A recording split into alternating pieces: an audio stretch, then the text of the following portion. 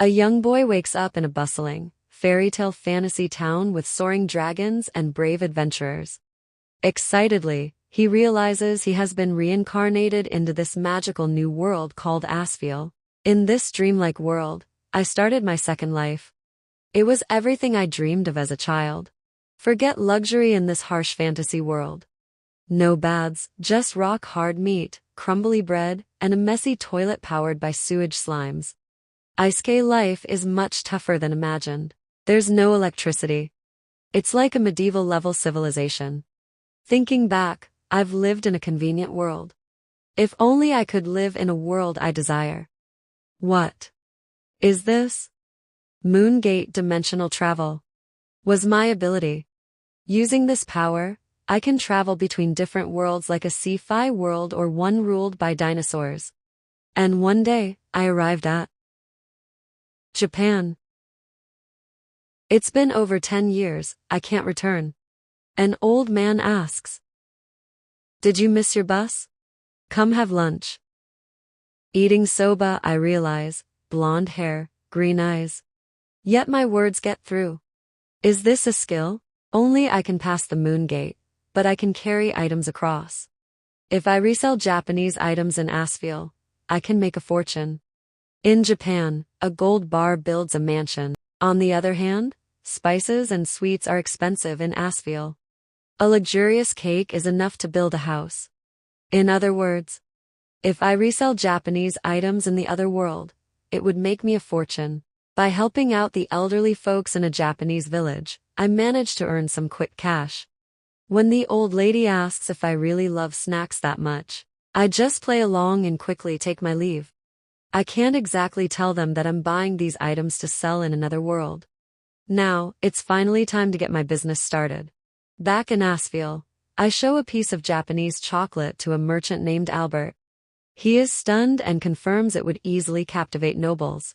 However, he warns me that a small merchant like him has no connections to the nobility, and trying to sell such luxury sweets directly would break unspoken merchant rules and draw dangerous attention. Albert explains that sweets are used as diplomatic tools by nobility to display wealth, meaning they only hire exclusive merchants. Since a humble merchant like him can't compete, I decide to look elsewhere.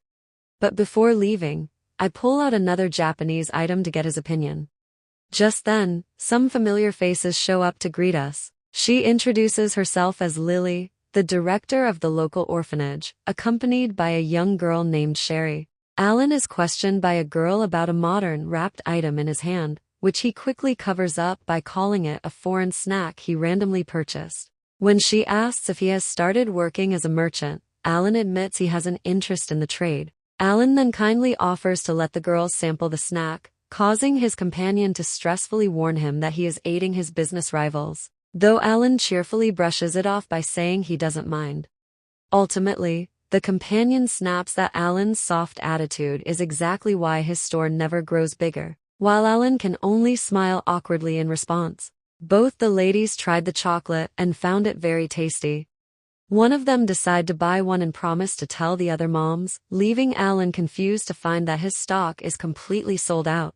The protagonist joked with his friend that he would be a billionaire if he sold chocolate, but his friend tells him not to underestimate business. The protagonist leaves the remaining chocolate as a thank you gift, leaving his friend thinking that he might actually be good at this.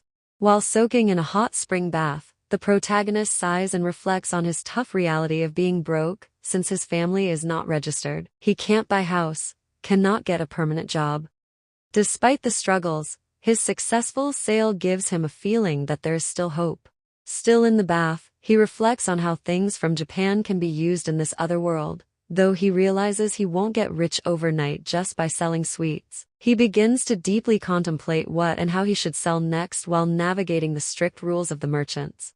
The protagonist treats himself to a luxurious moment by drinking local alcohol after his bath, declaring it the best. Suddenly, the tavern door rings, a heavy silence falls over the entire room, and he wonders why everyone has gone completely quiet. An imposing woman walks into the tavern as the patrons begin whispering in absolute awe about her arrival. The customers identify her as the Black Princess.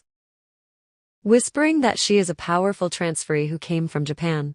There are special people in this world. Those born into it with memories of their past lives are called reincarnated, while those suddenly transported there directly are called transferred. These special individuals possess superior magic and physical abilities, often becoming top adventurers or wizards. The protagonist learns that this beautiful woman is the captain of an elite, all-female adventure party called the Dawn Moon Brigade. The patron mentions that her group is highly trusted by nobles and merchants, making the protagonist feel a little intimidated. He quickly asks the master for his bill and leaves after only one drink, making an excuse that he has business to take care of. The protagonist travels back to Japan and goes to a modern convenience store to buy supplies and research trends.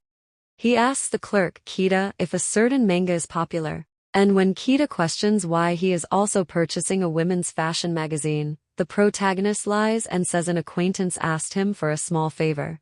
After leaving the convenience store, the protagonist thinks about how his excuse to the clerk was a lie. He hopes his plan works since there isn't much entertainment in this fantasy world, noting that unlike him, the Black Princess was suddenly transferred here directly.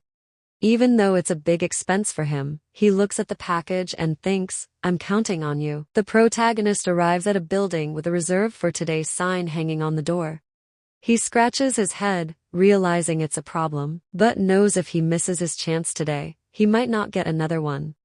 Seeing the curtains are fully closed, he hesitates on whether to wait or if that will just make things worse. Suddenly, an orange-haired girl named Aina spots him from behind and yells, "Hey, you there?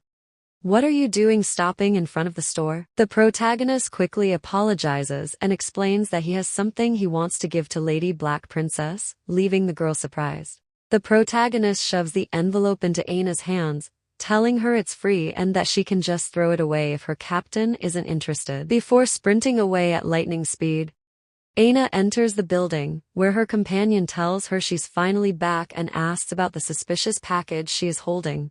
Aina's companion, Kalkyra, sniffs the package and checks it, confirming it isn't poison or a dangerous magic item. They decide to hand it over to their captain, who asks if she can open it after learning the delivery guy said they could throw it away if she wasn't interested. They open the envelope to find a Japanese shonen manga and a women's fashion magazine. While Aina questions how these rare things could possibly relate to her captain, the captain suddenly stands up with a loud clatter, completely shocking her crew. Blushing and holding the books tightly to her chest, the captain looks at Aina with absolute urgency and commands, "Aina, please tell me who delivered this package."